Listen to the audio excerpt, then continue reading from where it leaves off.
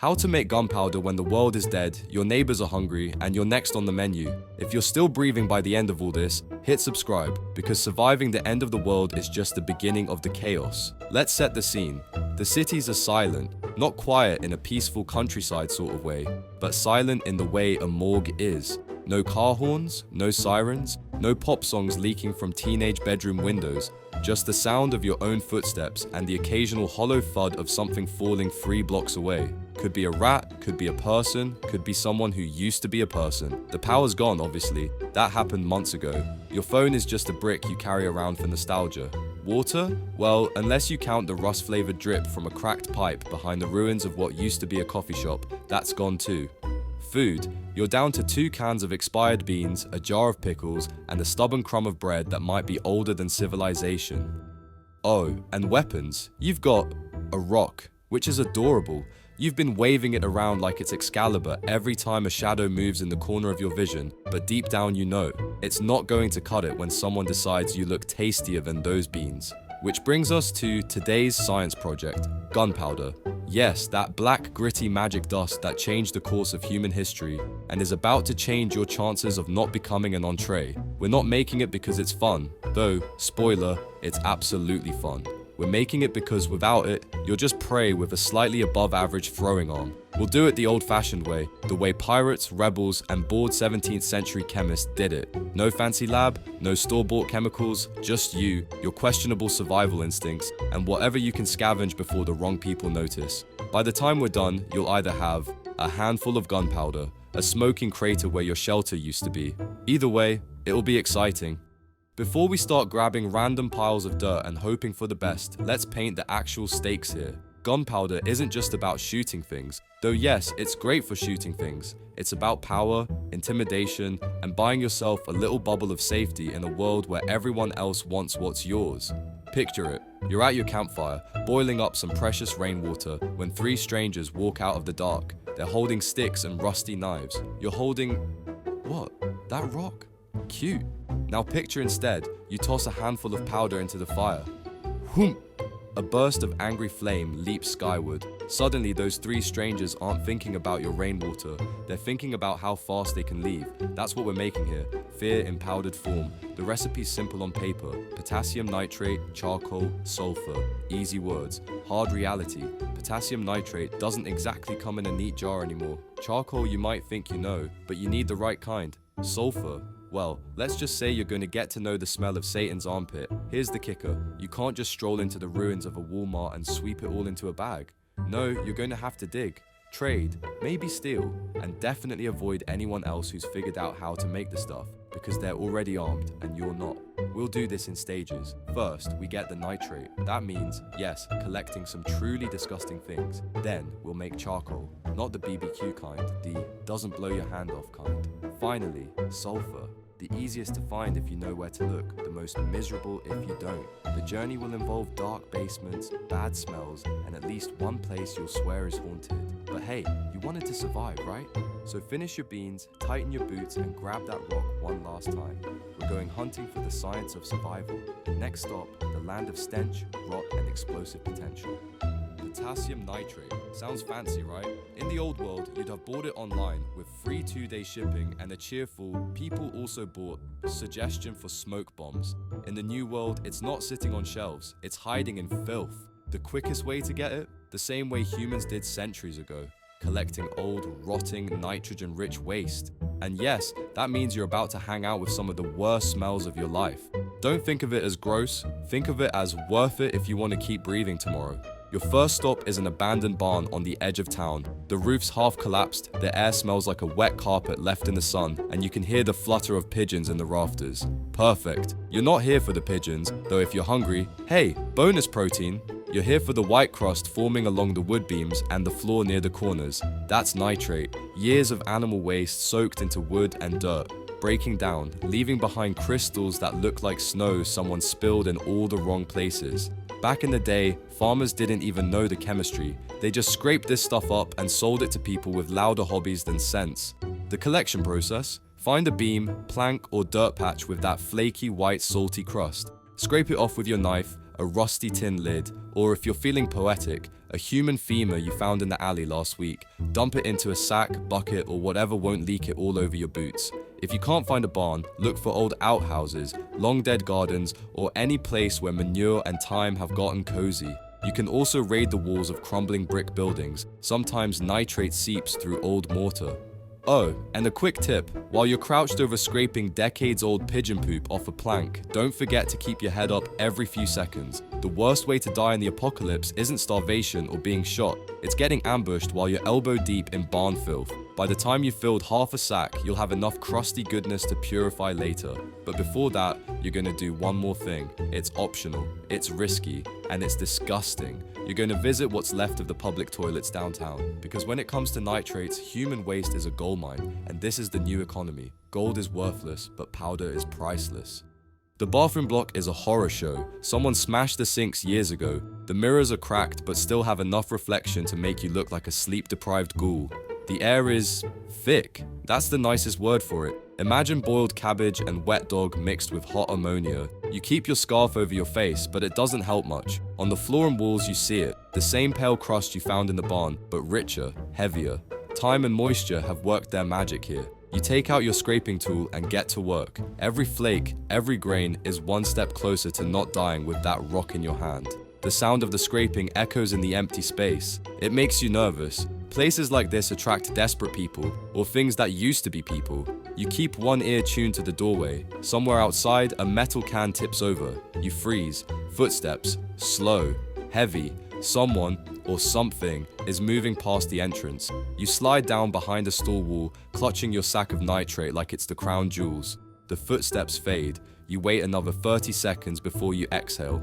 That's the thing about scavenging chemistry in the apocalypse. You're never just doing science. You're doing science while the world tries to eat you. You finish your scraping, double check your bag, and get out of there fast. No lingering, no curiosity. Curiosity is what gets you cornered. Back at your hideout, which is really just a half-burnt apartment you've claimed, you dump all the crusty scrapings into a dented metal basin. Now comes the purification. This is where you separate the actual potassium nitrate from the dirt, wood splinters, pigeon fluff, and whatever unspeakable particles came from that toilet block. You're going to boil it down, which means fire, which means we need charcoal, which means we're about to make a whole other mess. Next step, making charcoal without choking yourself to death. And trust me, the choking part is easier than you think. So, charcoal. You probably think you know it. The black chunks in the bag you used for summer BBQs back when neighbors existed and nobody tried to stab you for canned peaches. But that charcoal? That was commercial, uniform, perfectly roasted, sterile. We're making the real deal, raw, homebrewed, apocalypse-grade charcoal. This isn't light a match and wait. This is about depriving fire of oxygen so it cooks the wood instead of burning it to ash. It's like slow roasting a steak, except the steak is wood, and you're not allowed to eat it unless you enjoy splinters. Step 1. Find the right wood. Forget soggy planks from ruined houses. Treated wood will fill your lungs with chemicals so toxic you'll start hallucinating about happy times before you even pass out. You want clean, dry sticks or branches. Fruit wood is great if you can find it. Willow, maple, oak, all solid choices. Pine? Don't even. It's too resinous, burns too hot, and leaves you with a sticky mess that smells like regret. You scavenge from an abandoned orchard on the edge of town. Half the trees are dead, the other half look like they're auditioning for a Tim Burton film. Perfect! You fill your pack with arm-thick branches and head back before anyone else notices the smoke you're about to make. Step 2. Find a container. You need a metal drum, a large can, or, if you're desperate, the gutted shell of an old washing machine. Anything that can trap the wood inside while letting just a whisper of smoke escape. You find a rusted oil drum near the railroad yard. It's dented, smells faintly of diesel, and might be structurally unsound. But you're not picky. You pry off the lid, clean it out as best you can with a rag that used to be a t-shirt, and load the branches inside. Step 3. Light it up, but not too much. The trick is to cook the wood slowly, starving it of oxygen so the cellulose and lignin break down into pure carbon. Too much air and you'll just have ash. Too little heat and you'll have warm sticks that mock your failure. So you set a small fire under the drum and let the heat creep in, sealing the top except for a few tiny holes for the smoke to escape. The first smoke is white and thick, steam leaving the wood, then it turns yellow and acrid. That's the resins burning off. Finally, it goes blue and thin. That's when you know the wood's almost done transforming. It takes hours of sitting in the dirt, feeding the fire like some deranged medieval chemist waiting for gold. And while you sit there, you hear it. Footsteps again. Because of course, in this world, you're never left alone. The footsteps crunch closer. You freeze, one hand on the lid of the drum, the other holding your trusty rock. Still not a great weapon, but now it's at least sentimental. Out of the trees come two figures, one's tall and thin, wearing a leather jacket that's seen more fights than showers. The other's shorter, bulkier, holding what looks like a sharpened crowbar. Their eyes flick from you to the smoke rising behind you. "Cooking something," the tall one says. His voice is casual, but his stance isn't. He's angled just enough to spring forward if he decides you're worth the trouble. "Yeah," you say, "dinner." You smile without showing your teeth. Charcoal is valuable. They probably know that. They might decide it's easier to take yours than make their own. The short one steps forward, sniffing the air. "Smells like wood." "Must be your nose," you reply. "I'm making pigeon stew." They exchange a look. In this world, bluffing is an art form. Sometimes it works, sometimes it gets you stabbed. Today, luck's on your side. They shrug and move on, probably deciding the risk isn't worth whatever they think you're cooking. You wait until they're gone before lifting the lid. Inside, the branches are now brittle, black and light as air. Charcoal. Perfect. You dump them out to cool, the sound like a pile of bones collapsing. Here's the science. Charcoal is almost pure carbon. It burns hotter and cleaner than raw wood, which is why it's essential for gunpowder. More carbon means more boom. Too little and you get a sad smoky fizz instead of an explosion. You crush a few pieces in your hand. They crumble easily, leaving your palm blackened. Good. That means you cooked it right. Now you've got one ingredient down, 2 to go. Which brings us to the smelliest part of the recipe, sulfur. You think the barn and the toilet block were bad? You haven't smelled this yet. Next stop, the yellow pits of misery. Sulfur. You know it by smell. That sharp, egg-rotting stench that slaps your nostrils like a wet rag the moment you're within 50 feet of it. In chemistry, it's essential. In nature, it's like the planet's way of saying, "You sure you want to be here?" You can't make real gunpowder without it. Sure, you could try skipping sulfur, but what you'd end up with is a powder that burns like a tired campfire instead of igniting like righteous vengeance. Sulfur lowers the ignition temperature of the mix, making it easier to light and more explosive. Without it, you're just making fancy dirt. There are 3 likely sources now that Amazon's gone the way of the dinosaurs. Old industrial sites. Back when humans had jobs, they used sulfur for everything from rubber processing to making matches. Abandoned mines. The earth burps it up in certain places, leaving yellow crusts along the ground. Ruined gardens and storage sheds. Back when people cared about roses, they used powdered sulfur as a fungicide. You start with the second option. Why? Because going underground into a potentially toxic cave is exactly the kind of terrible idea that sometimes works out. The mine is 3 miles out of town, tucked into a cliffside. The sign that once said danger, no entry is hanging by a single rusted bolt, like a warning that's just too tired to care anymore. The air outside already carries a faint tang of rotten eggs. You pull your scarf higher over your face. Not that it'll help much. Sulfur fumes don't care about fashion. You step inside. The floor crunches with loose rock. The walls glisten with moisture, and here and there, streaks of dull yellow run through the stone. Jackpot.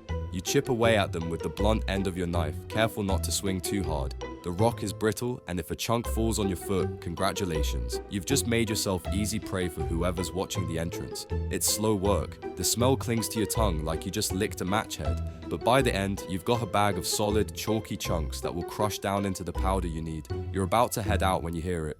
A low hiss from deeper in the tunnel. Not an animal, not the wind. This is chemical, a reminder that the earth doesn't like you mining its guts. You grab your bag and leave before you find out if that hiss comes with a fatal lungful of gas. Outside, you breathe in the cleaner air and swear you'll never go back.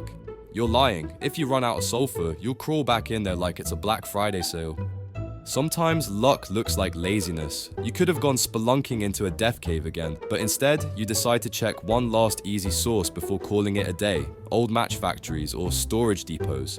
There's a warehouse near the river, roof half gone, the rest sagging like a drunk leaning against a wall. The doors are chained, but the chains are rusted through. Inside, the place smells weird. Not quite sulfur, not quite mold. A dusty chemical tang that makes you sneeze before you even see the first broken crate. The crates are labeled in faded print, strike anywhere.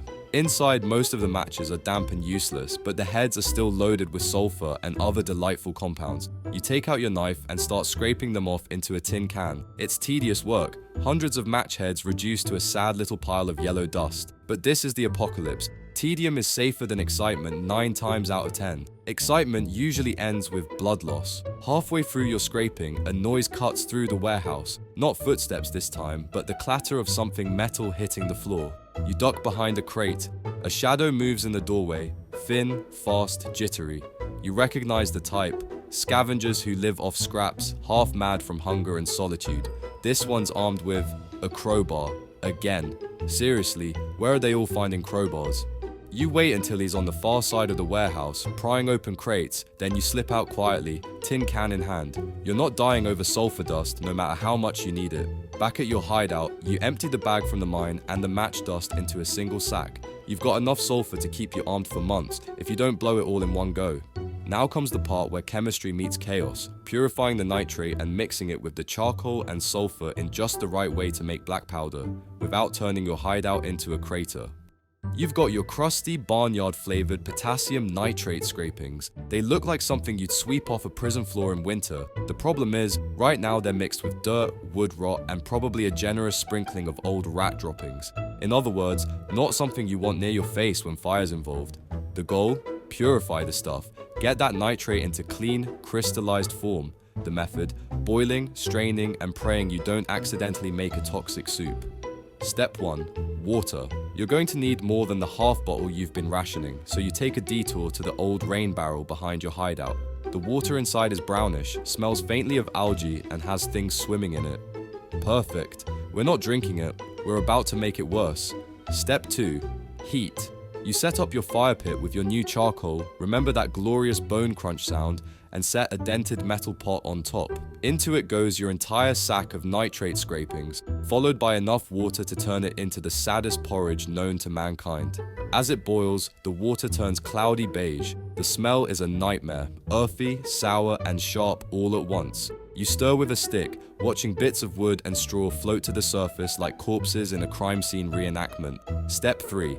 Filtering. You grab your filter, which is really just an old t-shirt you swore you'd never wear again after the bleach incident. You stretch it over a second pot, then slowly pour the boiling sludge through. The liquid comes out pale and clearish, the nitrate dissolved in water, minus the chunky bits. Those chunky bits you toss aside for the rats, because why not share the misery? Now you have nitrate water. Not very impressive yet, but give it time. You return the liquid to the fire and let it boil again, this time to evaporate most of the water. The trick is not to let it burn. If you do, you'll caramelize your nitrate, which sounds fun but is just a fancy way of saying you ruined it. After a long, cautious boil, crystals start forming along the edges of the pot. That's your potassium nitrate. You scrape them into a dry container, resisting the urge to sneeze into it. Sneezing into explosives is a rookie move. You let it dry overnight, hidden in a corner where no stray spark can find it. By morning, you've got a respectable pile of clean nitrate, looking almost edible. Do not eat it. I shouldn't have to say that, but here we are. Now comes the part where we take all 3 ingredients and make them best friends, or worst enemies, depending on how careful you are.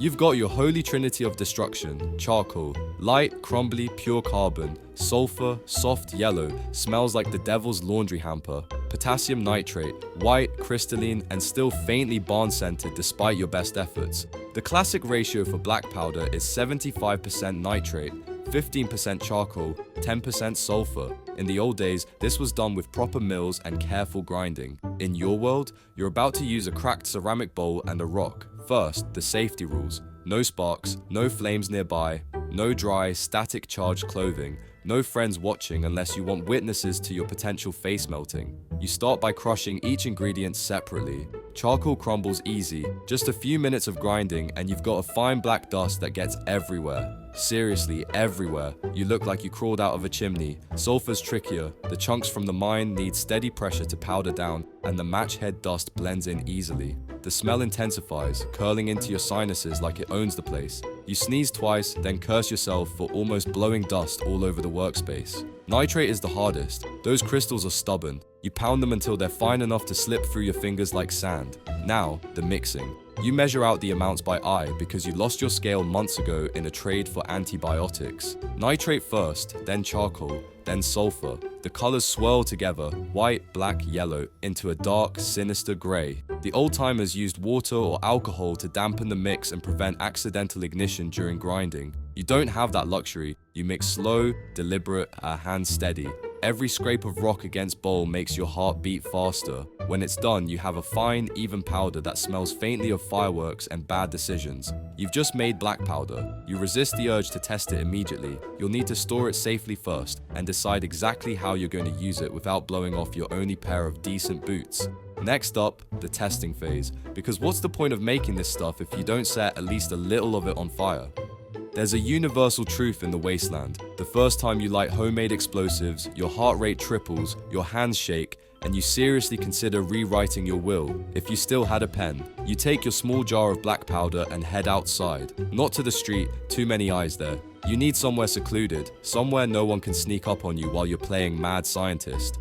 The burned out playground behind the old school works perfectly. The swings are just skeletal chains now, swaying in the breeze, and the sandbox is full of broken glass instead of sand. Charming. For your test, you pour a line of powder along a scrap of metal roofing. Nothing big, just enough to see if it lights cleanly. You pull out your ignition source, an old Bic lighter with just enough fuel for a few sparks. You stand back, arms stretched out, and flick. Whoosh! The powder catches instantly, racing down the strip in a brilliant, angry flash, leaving only black scorch marks in its wake. Your grin is involuntary. It worked. Not just kind of worked. Not half-hearted campfire fizz. It burned like it was born to burn. And here's the science, in case you care while your adrenaline's spiking. Potassium nitrate provides oxygen. Charcoal is the fuel. Sulfur lowers ignition temperature and speeds up the burn. Mix them right and you get a rapid exothermic reaction, the heart of every musket, cannon, and firework humanity ever made before nukes. Of course, the noise and flash probably attracted attention. That's why you came here. Far from your stash, you sweep the metal clean, pocket your jar, and leave before anyone comes sniffing around. You've got proof of concept now, which means it's time to scale up.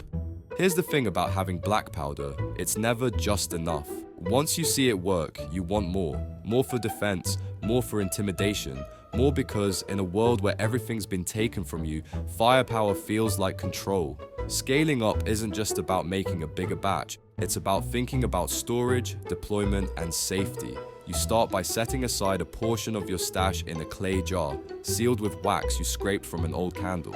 That jar goes into a hole in the floor under a loose board, away from any stray sparks. If someone ever breaks in, they won't find it unless they know where to look. Then, you make another batch, same process, but faster now, more confident. Your motions are smoother, your grinding rhythm steadier. You're becoming what old world people would have called an artisan, what the new world calls a dangerous person to mess with. But with more powder comes more responsibility, or in your case, more ideas for controlled chaos. You start thinking about tripwire traps, improvised signal flares, maybe even a crude pipe cannon if you find the right scrap metal. The danger, of course, is that every time you work with this stuff, you're playing Russian roulette with your hands. One wrong move, one spark, one slip of the rock in the bowl, and you're all over the walls. So you keep your batches small, you keep your workspace clean, and you keep your ears open for trouble because there's always someone who'd rather take your powder than make their own. As the sun dips, you've got 2 jars of the good stuff hidden away, and the smug satisfaction of knowing you've just tipped the balance in your favor. You're not invincible, but you're no longer prey with a rock, you're prey with teeth. Next, putting it to real use, because black powder that just sits there isn't protection, it's temptation, and in this world, temptation gets stolen.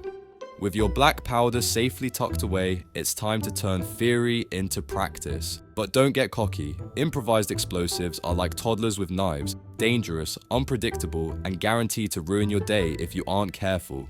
You start simple, tripwires rigged to small powder charges. The idea? Someone trips, a fuse burns, and suddenly they're dealing with a loud, scary explosion right where you want it. A psychological weapon. not necessarily lethal, because honestly, you want to scare the hell out of trespassers more than you want to blow limbs off and attract more trouble. You find old wiring and strips of cloth to fashion fuses, using leftover sulfur to make them burn slower or faster depending on your patience level. Mixing these fuses is an exercise in chaotic engineering. Sometimes the powder lights up like a Christmas tree, sometimes it sputters out like a wet match. You get used to both. Testing a tripwire is nerve-wracking. You set it up across the back alley of your hideout, connect the fuse to a small powder charge, and hide behind the dumpster. The first time the fuse goes out halfway through, no boom, just an anticlimax and a minor heart attack. You breathe a little easier. This is power. This is control. But it's also a stark reminder that you're dancing with fire, literally and figuratively. One wrong step, and the whole lot could go off in your face. You clean up carefully, leaving no traces, and stash your gear away. The world is watching, and now, so are you. Feeling bolder, you decide to take the next step, building a simple firearm, or at least a gunpowder-propelled projectile. Not a musket, not a rifle, more like a glorified potato cannon with attitude. You scavenge for scrap metal, tubing from a broken water heater, and an old bicycle pump for pressure. The barrel is a steel pipe about 2 feet long, capped on one end but open at the other for loading powder and projectile. Loading is an art. You pour a measured amount of black powder down the barrel, then pack a tightly rolled rag or a small rock to act as a projectile. The rag keeps the powder compact and helps create pressure. Ignition is the scary part. You rig a simple fuse from sulfur and match dust, careful not to light it before you're ready. The first attempt is timid, a small pop that sends the rag flying a few feet with a surprising thwack. The second attempt is more satisfying. The pipe shudders with a sharp bang, and the projectile zips out with enough force to dent a metal trash can 3 yards away. Success tastes like burnt hair and victory. You know this is far from a polished weapon, but it's yours. And in a world where you can make noise while others can only whisper threats, that counts for something. But with success comes the reminder, this is dangerous stuff. Your hands shake, your heart races, and you swear you'll be extra careful next time, because gunpowder is power, so turi de bi awal bars. But it's also chaos, wrapped in a sulfurous cloud and ready to blow. You sit in the half dark of your hideout, the faint glow of a makeshift lamp flickering against cracked walls. Outside, the world is a ruined echo, a place where silence is a threat and noise is a lifeline. In your hands, you hold a crude radio, scavenged and stubbornly refusing to die. You're not broadcasting, you're listening. Static hisses, broken voices crackle in and out, and somewhere beyond the ash and dust, life persists. You glance at the jars of black powder tucked safely away, a small arsenal born from desperation, chemistry, and a twisted kind of hope. The powder isn't just for fighting, it's a symbol of power reclaimed, of fear turned to fuel, of the chaotic spark that refuses to go out even when the world has burned down to ashes. Tonight, the radio pops and crackles louder. A voice emerges, distant but clear. Someone else is out there, someone who might be friend or foe. You check your makeshift gun, the one that spits fire on command, and smile a little, grim but proud. This powder, this madness, it's your edge. It's the difference between waiting to die and choosing to fight. The engine growls, your fire crackles, you survived, for now. In this new world, that's all anyone can ask.